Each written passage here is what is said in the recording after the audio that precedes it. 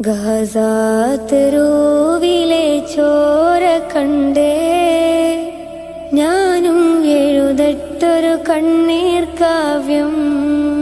പിഞ്ചോമന മക്കളെ ചോരക്കായി ദാഹിച്ചലയുന്ന ചെന്നായ്ക്കൂട്ടം.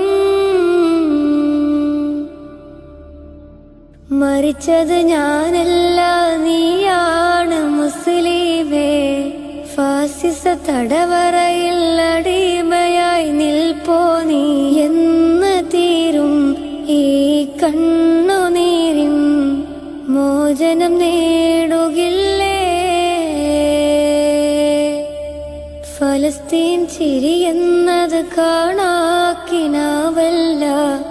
അറബിപ്പൻ വിളയുന്ന കാലം വരുന്നുണ്ട്. തഖ്വ കൊണ്ട് നേടിടുവേ ഫാസിസം കരയുമം